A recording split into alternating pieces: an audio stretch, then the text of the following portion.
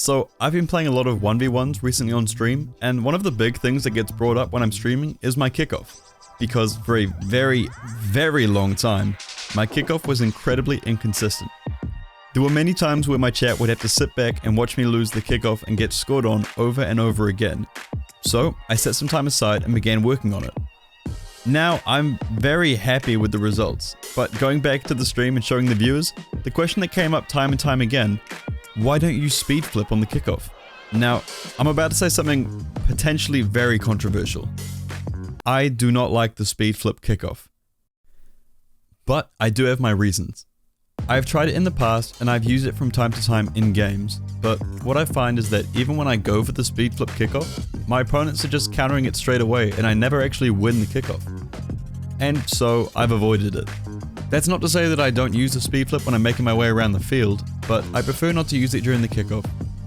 Now, for those of you who've been asking me to make a speed flip tutorial, I learned from Musty, and there is no way I could give any additional information on the topic, so I suggest going to watch his video if you're interested in learning that. This video is about how to get an effective and consistent kickoff that you will be able to use across the board. Before we jump in, just want to give a massive thank you to today's sponsor, Raycon. Now, ever since receiving my Raycon earbuds, I have literally used them every single day. They come in this little compact carrying case that can charge the earbuds 4 times from just a single charge. You've got celebrities like Snoop Dogg who are obsessed with Raycons, and I can see why. First up, the sound is incredible and they're the best earbuds I've ever used. They come in at about half the price of any other premium wireless earbuds on the market, and one of my favorite parts about them, they're so discreet. The ones I got, the everyday E25 earbuds, offer 6 hours of playtime, a compact design to give you that noise isolating fit, and a whole lot of bass. If you're looking to pick some up for yourself, use the link buyraycon.com/Thanovic in the description to get yourself 15% off your purchase and a set of the best earbuds I've ever used. So I wanted to make a kickoff tutorial with a kickoff that wasn't too mechanically demanding, seeing as, especially in 1v1s, a bad or a slightly messed up kickoff can directly lead to you conceding a goal. That being said, many of you might see this tutorial as a kind of basic kickoff tutorial for lower level players, and it kind of is, but it's still very effective at the high ranks, as it's the one that I'm currently using. Now, for those of you who follow the 1v1 scene, you'll know that Fairy Peak is one of the most dominant 1v1 players that has ever touched the game. He also had a bit of a different mindset when approaching kickoffs that has really helped me to adjust mine. When Fairy Peak goes for kickoffs, his goal isn't to win the kickoff, it is to make sure he doesn't lose. By making sure you have a solid and consistent kickoff that isn't focused on speeding there and pushing it past the opponent that can then counter you, you get left with 2 options. You either win the kickoff or neither of you wins the kickoff. Now, if you think about how often you concede directly off the kickoff, this should be the way you approach your kickoff every single time. So, what is the style of kickoff that I use? Very simply, it's a diagonal flip, making sure you're conserving boost and keeping your eye on the opponent the entire time. That's it. But let's break those 3 things down. Why just a simple diagonal flip? Well, the diagonal flip requires no fancy movement and leaves you with very little room for error, meaning you are able to very easily execute the kickoff and see consistent results. It also gets you to the ball faster than just a normal front flip and allows you to maintain boosting that little bit longer. Conserving boost through the kickoff gives you a lot more room to have impact on the game once the kickoff is finished, and if you execute it correctly, you should end up with about 15 boosts left over. Keeping an eye on your opponent throughout the entire thing is what makes the flip so effective.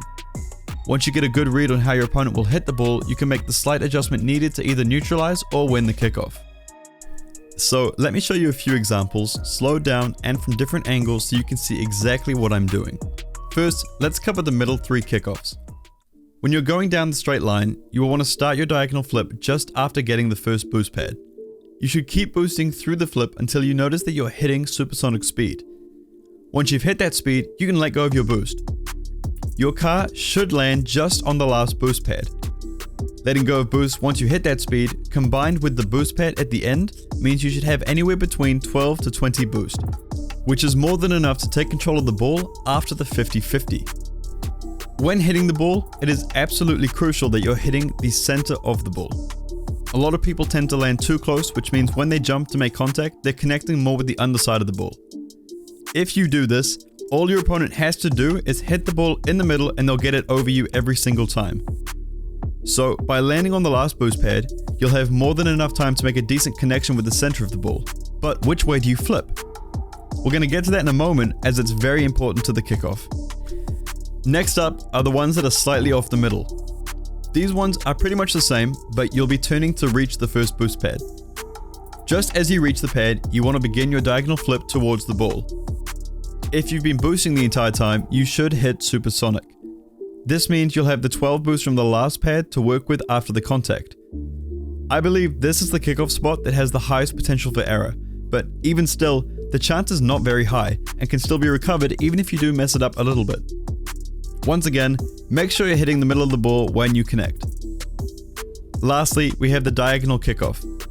You want to drive just past the boost pad and then begin your flip. Something I urge you to try to get into the habit of doing is flipping in both directions. I am much more comfortable flipping diagonally left rather than right. So my kickoff on the right hand side where I'm flipping left is much better than the other side. Get used to flipping both ways earlier in your training, as it's going to help you a lot later on down the track. You can still kind of get away with flipping either direction for both kickoffs, but it isn't recommended. For this kickoff, you won't hit supersonic. Trying to hit supersonic from this kickoff will often put you way too close to the ball and leave you in a position where you're going to lose the majority of the time. So now we need to cover what to do when actually connecting with the ball. Earlier on, when I said to keep an eye on your opponent throughout the entire thing, that is because their movement will directly influence your movement. You want to pay close attention to where they're landing and what direction they are likely to flip. If you see they are landing a little bit more to one side of the ball, you want to flip the other way. As long as you hit the center, you're going to win this every single time. If your opponent isn't hitting the center of the ball, or if they are but they don't have the card directly behind the ball is going to shoot out in the direction of least resistance, which essentially just means it's going to go where it's being most directed. In this case, it's going to be directed the way you're flipping because it's not being stopped by anything. If your opponent looks like they're very well lined up and will probably be making contact with the direct center of the ball, then it is essential that you try to get to the ball first. Well, you should be trying to get to the ball first anyway, but regardless. By getting to the ball first, no matter what way they decide to flip, you'll begin the flip first. This causes your car to have more mass behind the ball earlier, which provides more of a kind of pushing power behind the ball. Now, a lot of the time, these kickoffs where both players are hitting the ball perfectly end up in a stalemate, where no one really wins. And that's fine. Remember, you don't need to win every kickoff, just as long as you don't lose them. On the diagonal kickoff, if you're certain you're getting to the ball before your opponent, instead of flipping in the direction you're traveling, you should flip the same way they're going to flip. The reason you flip the same way as them goes back to what I mentioned when we were talking about the point of least resistance. You're hitting the ball first, which means it is already traveling with momentum towards your opponent. They flip into it, taking it to the side, but you are also flipping to that side. So, when they try to move the ball back towards you, you're instantly pushing it back out towards them. The ball then pinches back and forth between the two cars a few times, but eventually, the ball will get shot out towards your opponent's side of the field because you had more of your car behind the ball. So, lastly, how do we practice this? Well, the obvious one is to go into 1v1 matches and just focus on your kickoff. That's what I've been doing over the last few days, and it has helped me a lot. Another way to train is in free play with unlimited boost turned off. All of the spawning points are the kickoff locations, so you can kind of get a feel of the movement that you need to do. The last way you can train is by going into a private match with someone and just working on kickoffs. Once the kickoff is over, someone scores and you reset. Now, I would just like to mention it again. Yes, you can use the speed flip kickoff. Yes, there are variations of this kickoff that include the speed flip. If you get comfortable with this kickoff, you can try to incorporate the speed flip into it. But I believe it is not necessary to use the speed flip during your kickoff. And if you're in some of the lower ranks, I seriously suggest avoiding the speed flip altogether for now and just focusing on getting this one down and being comfortable with it. Now that I've said that, you absolutely know my comment section is going to be full of people saying things like, well, I'm Silver 2 and I can speed flip kickoff into a Musty ceiling shot double touch, and I did all of this while only playing the game for 38 minutes, but my teammates let me down and I should be GC. To you, I say, it sucks to suck, Buttercup.